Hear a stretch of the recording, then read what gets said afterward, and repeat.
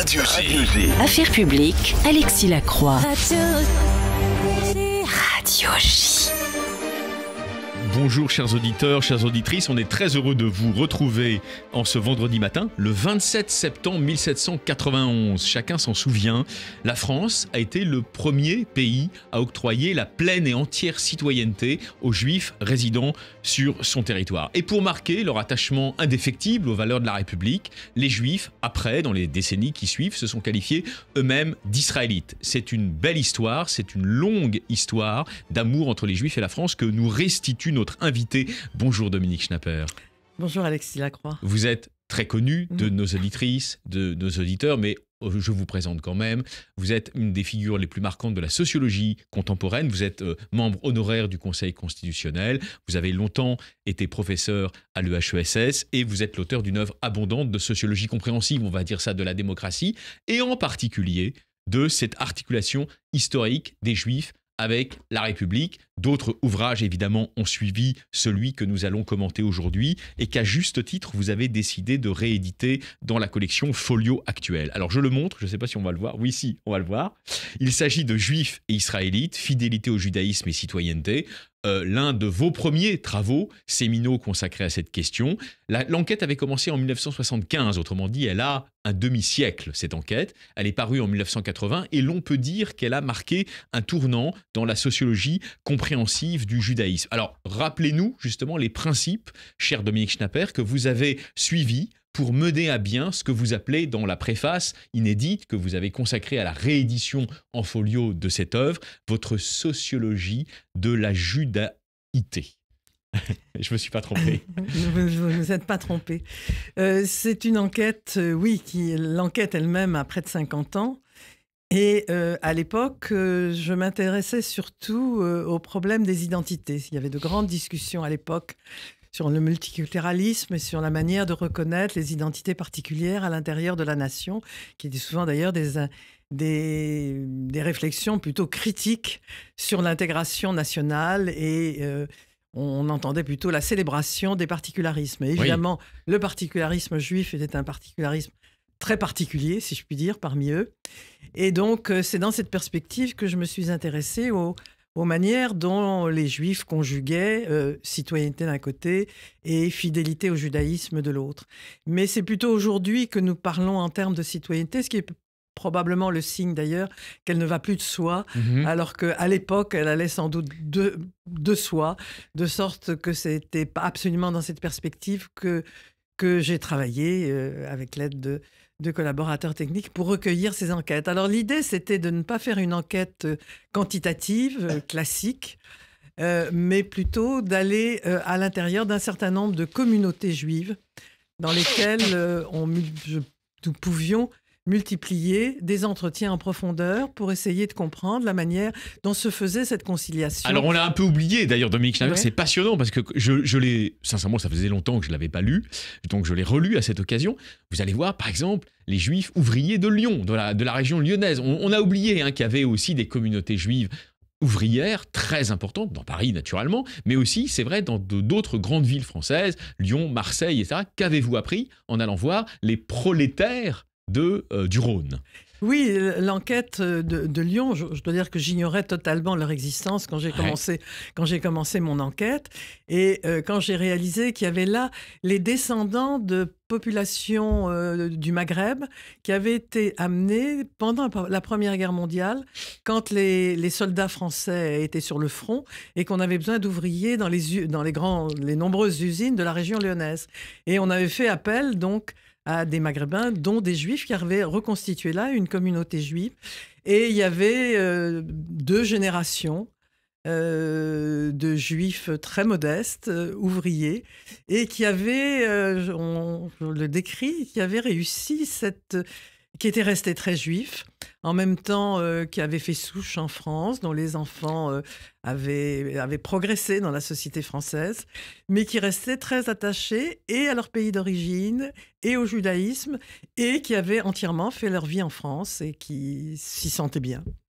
Il faut savoir gré à Dominique Schnapper d'avoir trouvé le ton juste pour comprendre et faire comprendre les attitudes juives dans la France d'aujourd'hui, d'avoir accepté sans orgueil ni honte son double héritage de demi-juif pour affronter avec lucidité la dialectique du même et de l'autre, de la proximité et de la distance. Alors ça, c'était donc paru au moment de l'apparition du livre, en 1980, Juifs et Israélites, fidélité au judaïsme et citoyenneté, que vous rééditez en folio actuel, et c'est votre ami sociologue juif républicain, très républicain, Freddy Raphaël, qui consacrait cet article critique, très positif, à votre sociologie compréhensive du judaïsme français. Il avait mis le doigt sur l'essentiel, d'après vous, cher Dominique. Ça m'avait fait un grand plaisir parce que ça n'était pas, je ne le connaissais que de manière distante à l'époque. Et il était un juif très, très pratiquant, oui. Très, très fidèle à la tradition. C'était pas le genre, c'était pas la famille assimilée façon Aaron Schnapper. Hein. Pas du tout. C'était voilà. Tout à fait. Il était inscrit dans l'histoire et très profondément inscrit. Il l'est toujours dans l'histoire du judaïsme alsacien. Voilà. Et donc son jugement positif sur mon enquête, alors que j'étais un petit peu. J'étais même tout à fait étrangère au milieu que j'étudiais, m'avait fait grand plaisir. Alors, tout à fait étrangère, il ne faut pas non plus exagérer. Il y avait dans votre famille, dans la branche paternelle de votre famille, une conscience du judaïsme, mais celle-ci, effectivement, ne relevait pas de ce qu'on appelle la pratique, l'orthopraxie religieuse. Elle relevait plutôt d'un sentiment de fidélité. Hein, de fidélité, de conscience historique et de relation avec un passé dont on sait qu'il existait, mais mon père lui-même se disait déjudaïsé. Alors, votre père, c'est Raymond Aron, bien sûr. Hein, et il se disait de lui-même qu'il était déjudaïsé. Voilà. Je pense qu'il était beaucoup plus juif qu'il ne le pensait. Oui. Mais en tout cas, il ne transmettait pas ni les pratiques, ni la culture juive. Alors justement, et j'ignorais la culture et les pratiques juives au moment où j'ai commencé l'enquête. Vous avez pris le risque de revenir à Radio J, puisque j'avais eu déjà le bonheur et la joie de vous accueillir. Donc c'est vrai que je vous pose une question là peut-être d'ordre biographique, et nous revenons bien sûr à cet ouvrage très important. Vous-même, comment est-ce que vous qualifiez justement l'héritage juif ou la conscience juive qui vous a été transmise par votre père, par votre famille, pendant votre enfance, votre jeunesse? Quel contenu, en quelque sorte, de conscience juive avez-vous hérité de votre éducation, Dominique Schnapper? C'est sans doute une fidélité à un certain nombre de valeurs qui sont transmises par la tradition juive, mais je ne prétends à aucune véritable connaissance de la culture juive ou de la civilisation juive. J'ai simplement un rapport de fidélité à une tradition que j'admire, que je trouve juive et que je trouve riche et dont il m'importe qu'elle soit transmise aux générations suivantes. Alors c'est très intéressant parce que le livre évidemment que vous republiez, Juifs et Israélites, dont l'enquête qui le sous-tend à maintenant un demi-siècle, est plein d'échos avec l'actualité, c'est le moins qu'on puisse dire, et donc nous allons, dans le courant de cette émission, cher Dominique Schnapper, les évoquer. Entre les divers types de participation, écrivez-vous, que nous allons analyser, existe-t-il encore quelque chose de commun qui donne à l'expression « les juifs français » un sens autre que celui qui se disent juifs? Existe-t-il, ajoutez-vous, entre eux, une identité commune ou simplement le sentiment d'un destin commun? Alors vous posez la problématique, comme on dit aujourd'hui, on ne disait pas comme ça il y a 50 ans, problematics, vous posez la problématique. Justement, en quoi votre approche compréhensive, weberienne de cette question vous permet-elle de répondre, de donner des pistes de réponse aux questions introductives que vous posez là? L'enquête sociologique montre des façons tout à fait différentes de vivre le rapport à la judéité, à la fois essentiellement dans les pratiques, dans les relations sociales, dans la vie professionnelle. Sauf que vous êtes aussi l'auteur, je vous interromps parce que j'avais ça en tête en vous posant la question. Dominique Schnapper, vous êtes aussi l'auteur de livres plus tardifs, dans lesquels vous avez pointé, avec d'autres, notamment avec Freddy Raphaël, le risque d'une forme d'entre-soi communautaire. C'est-à-dire non pas de retranchement complet de la communauté nationale, mais de sentiment qu'au fond, la France dans sa globalité n'est plus aussi accueillante qu'elle le fut, et donc peut-être, c'est vrai, de ce qu'on a appelé la tentation communautariste. Oui, je suis évidemment, tout mon travail sur le rapport à la République ou le rapport à la nation a été en faveur de l'idée d'intégration, c'est-à-dire Voilà. l'idée de la participation commune à la vie publique, mais dont je ne pense pas qu'elle s'oppose en réalité au maintien de fidélité particulière, et dans le cas des Juifs, de fidélité à une histoire et à une culture qui, même quand les Juifs ne la connaissent pas, savent qu'elle existe, savent qu'elle est importante et qu'elle pourrait la trouver. Et donc, ce qu'il y a en commun entre les Juifs dont je décris ou dont j'analyse les différentes manières d'être en rapport avec la judéité ou de transmettre la judéité. Ce qu'il y a de commun, c'est une certaine conscience historique. J'avais toujours été très frappée dans de l'autobiographie de Madame Golda Meir, Oui. quand elle a rencontré un soldat, un responsable anglais à qui elle a expliqué ce qui se passait dans les camps d'extermination. Et avec beaucoup de bonne volonté, le responsable anglais important lui a dit « Mais enfin, Madame Meir, vous ne pouvez pas croire ces bobards ». C'est-à-dire qu'il ne pouvait pas croire à l'inhumanité complète de ce qu'ont été les déportés. Or, Madame Golda Meir, qui pourtant était une Américaine, fille d'un Russe évidemment, mais tout de même une Américaine, donc qui n'avait pas fait directement l'expérience de ce qu'avaient été les persécutions juives, elle a dit « moi je savais que c'était vrai ».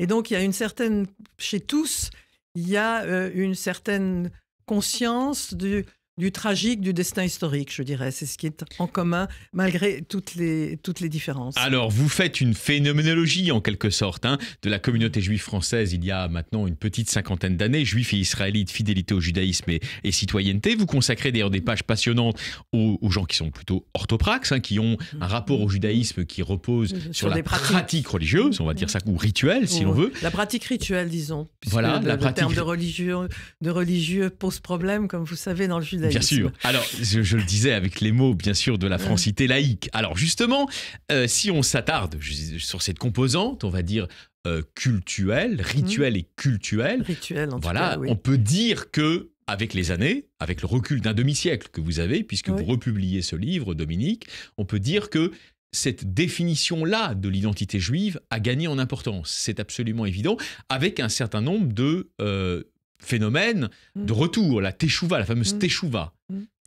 Elle a gagné en importance, en visibilité surtout, parce que les responsables des organisations juives sont plus pratiquants qu'ils n'étaient à l'époque.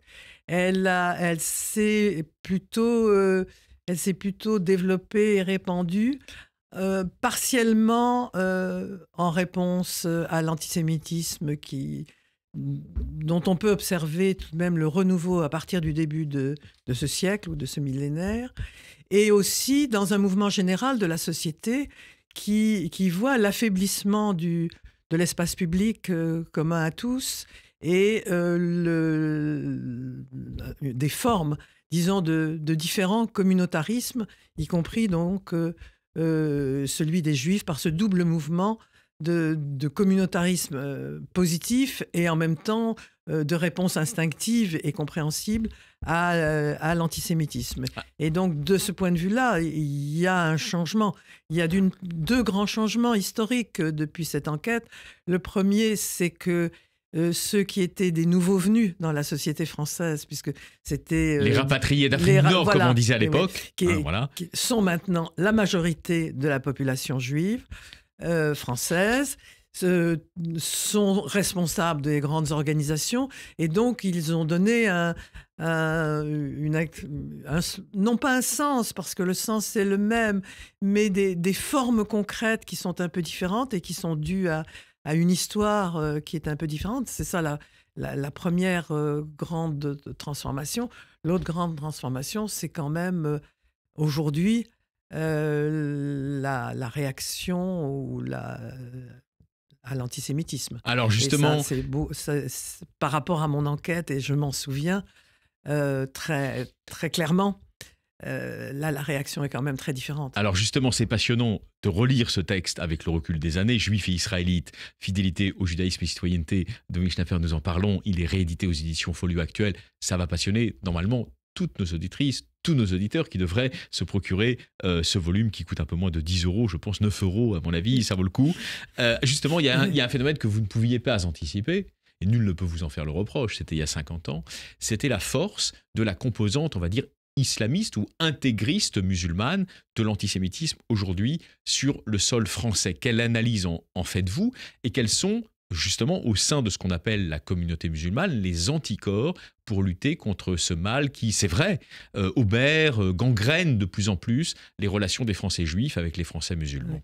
Non seulement il n'y avait pas de problème d'islamisme, simplement parce que l'islamisme n'existait pas véritablement. Voilà. On peut dire que sa date de naissance officielle, on le dit souvent, c'est 1979, la révolution du Shah qui est renversée mais il y avait des prodromes.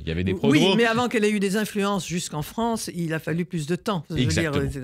Mais à l'époque, au contraire, parmi beaucoup de ceux d'origine maghrébine que j'interrogeais, ils disaient leur solidarité avec les musulmans. Absolument. En disant, on s'est retrouvés. Absolument. Je me souviens d'un pharmacien qui me disait, oh, mais mes employés sont musulmans, nous étions du même village ou de la même ville, je crois que c'était Oran, enfin, je ne suis pas sûre. Mais enfin, il y avait plutôt une solidarité des déplacés. Ou des ébranlés, comme disait Yann Patočka. Oui, c'est ça. Absolument. De ceux qui ont connu le même destin et cet exil imposé par les circonstances. Et ça, ce problème, évidemment, n'existait pas. Il existe aujourd'hui. Ça fait partie des trois courants de l'antisémitisme qu'on peut observer aujourd'hui. D'une part, le vieil antisémitisme de l'extrême droite n'existait pas. Monsieur Le Pen, à l'époque, n'avait pas de force politique. D'autre part, il n'y avait pas l'antisémitisme lié à l'islamisme et il n'y avait pas le tournant de l'extrême gauche qui date des années 70. Alors, je ne vais pas vous poser la question rituelle sur le RN, sur son évolution. Ce n'est pas l'objet de notre réflexion aujourd'hui. On réfléchit plutôt à la sociologie compréhensive du judaïsme français. C'est plus intéressant que de faire de la polémique politique. Mais en revanche, justement, puisque vous évoquez la question de l'islamisme, est-ce qu'il y a, selon vous, le risque d'une sorte d'existence en miroir, ça ne veut pas dire que les phénomènes sont semblables, mais d'existence en miroir d'un soutien inconditionnel et acritique à toutes les politiques menées par l'État d'Israël, dans des franges, on va dire, de la droite extrême en France, et l'islamisme qui, en face, effectivement, s'estime fondé à combattre ces positions en disant, en gros, heureusement qu'on est là pour contrebalancer le pro-israélisme systématique d'un certain nombre de Français juifs. Est-ce qu'il y a ce risque, en quelque sorte, d'une radicalisation, entre guillemets, en miroir ? Oui, il y a un danger de radicalisation de toutes les façons. Et quand la République s'affaiblit, ce qui est le cas en ce moment, toutes les passions qui étaient contrôlées par l'idée de la citoyenneté commune rejaillissent. Explosent ou se manifestent alors qu'elles ne se manifestaient pas avant parce qu'elles étaient canalisées par la force des valeurs républicaines et l'activité et la communauté, le caractère communautaire des citoyens en tant que citoyens et non pas en tant que de telle ou telle origine. Donc il y a des phénomènes réciproques et d'autre part, l'image d'Israël a beaucoup changé. Au cours de l'enquête, l'image d'Israël était extrêmement favorable, elle était unanimement favorable parmi les Juifs, sauf le petit groupe des pro-palestiniens qui m'ont un peu fasciné parce que finalement, rétrospectivement, ils annonçaient ce qui s'est passé à l'extrême gauche et qu'on a vu s'exprimer après, mais c'était des groupes tout à fait marginaux et qui comptaient peu. Et l'image d'Israël était chez les Juifs unanimement admirée, appréciée.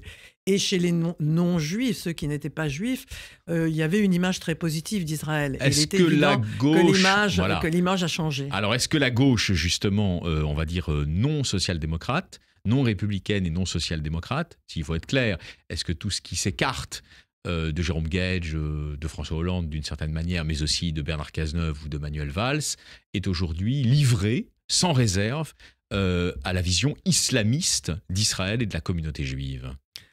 En tout cas, sous le nom d'antisionisme, elle ne se contente pas de ce qui est légitime de faire, c'est-à-dire de critiquer la politique du gouvernement israélien. Oui, elle fait plus. Elle fait plus. Ouais. Elle essentialise.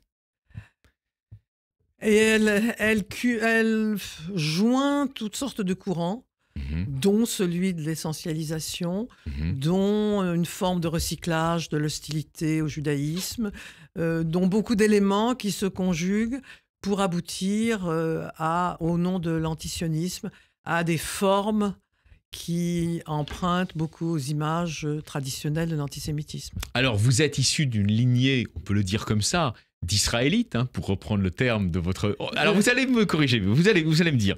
Vous êtes quand même issu d'une lignée de juifs français, alors originaires de la terre de Lorraine, d'ailleurs, de Rambervillers, pour être très exact, dans le nord-ouest du département des Vosges. Vous voyez que je connais bien mon petit Raymond Aron illustré. Je n'ai pas de mérite. Mais donc, vous êtes issu de cette lignée-là. Est-ce qu'aujourd'hui, il y a encore, en quelque sorte, des causes communes très, très étroites qui pourraient faire que, au nom justement de la République, les Français juifs se trouvent des causes communes pour dépasser les antagonismes avec les Français musulmans qui ne sont pas contaminés, qui ne sont pas encore contaminés, si on est pessimiste, par l'idéologie islamiste ou par ses projections? Il y a pas vraiment de problème avec les musulmans républicains. Oui, puisque au nom de la République... Mais vous savez bien la question que se posent beaucoup de nos auditrices et de nos auditeurs. Dominique Schnapper, ils se disent, bon, ils sont invoqués, bien sûr, mais est-ce qu'ils existent autant que cela? Est-ce qu'ils sont en nombre suffisant? Voilà. La majorité de la population musulmane s'est intégrée dans la société française comme beaucoup des vagues d'immigration précédentes. Mais il y a une minorité, mais une minorité assez forte et surtout une minorité qui est essentiellement formée par des jeunes qui remettent en question et les valeurs de la République et le dialogue égal et possible avec les Juifs. Et les deux vont ensemble. Et le problème de cet antisionisme est tout à fait lié à la critique de la République elle-même. Alors, dernière question, parce qu'on a encore 3 minutes, c'est passionnant, vous allez revenir. Juifs et Israélites, fidélité au judaïsme et citoyenneté, c'est votre livre événement qui reparaît, hein, il a maintenant presque 50 ans, et il reparaît aux éditions Folio Actuelles. En Europe, il y a à nouveau, si vous voulez, en quelque sorte, il y a un revival du judaïsme au niveau européen, notamment dans un pays qui est notre voisin allemand. Hein. Beaucoup de juifs ukrainiens, russes, et même pour certains israéliens, s'installent en partie à Berlin. Comment vous analysez, vous, ce qui apparaît à beaucoup de sociologues du judaïsme comme une forme de retournement de l'histoire depuis 1945? Oui, l'histoire a des ruses et des surprises. Qui eût dit que le judaïsme allemand serait le second judaïsme européen, hein? Ça prouve simplement ce que nous savons par ailleurs, que la démocratie allemande, créée en 1949, est une belle démocratie qui a expulsé jusqu'à présent l'antisémitisme. Tout ce qui empêche la démocratie, dont l'antisémitisme. Il faut espérer que le nouveau mouvement d'extrême droite ne remettra pas en question cette évolution. Alternative für Deutschland. Voilà, c'est la preuve de la démocratisation réussie du pays qui fut celui de la Shoah. Alors, nous avons un défi global aujourd'hui. Dominique Schnapper, je sais que vous êtes très consciente de cela, qui sont les rapprochements indéniables entre l'administration américaine actuelle et la Russie de Vladimir Poutine. En quoi cela concerne-t-il aussi les Français juifs auxquels, ce matin, vous avez la gentillesse de vous adresser, Dominique? Le rapprochement de Trump et de Poutine est une menace directe et qui risque d'être catastrophique pour la démocratie, donc pour les Juifs. Et on peut penser que l'accord entre Poutine, non pas Israël, mais entre Poutine d'un côté, Trump et le gouvernement Netanyahou de l'autre, n'est pas encourageant pour la suite de notre destin. Est-ce que, alors là, on sort un tout petit peu du cadre de ce livre, mais est-ce que, selon vous, un Premier ministre israélien comme Benjamin Netanyahou est fondé à avoir une pleine confiance envers son ami Donald Trump? Il ne faut jamais avoir confiance dans Donald Trump. Pour l'instant, il voit son intérêt à appuyer Netanyahou. Et il y a indiscutablement quelque chose de commun entre eux, comme il y a quelque chose de commun entre Poutine et Trump. Mais c'est une politique à court terme. À long terme, les Juifs n'ont que la démocratie pour les protéger. Donc il faut pas qu'ils l'oublient. À long terme, les Juifs n'ont que la démocratie pour les protéger. Merci beaucoup, cher Dominique Schnapper, d'avoir fait un tour, si vous me passez l'expression, par Radio J, Juifs et Israélites, fidélité au judaïsme et citoyenneté. C'est donc en quelque sorte votre nouveau livre. Il reparaît aux éditions Folio Actuelles. On vous souhaite une très bonne fin de semaine. Shabbat Shalom, cher Dominique. Merci Alexis, Shabbat Shalom. À très bientôt. À bientôt.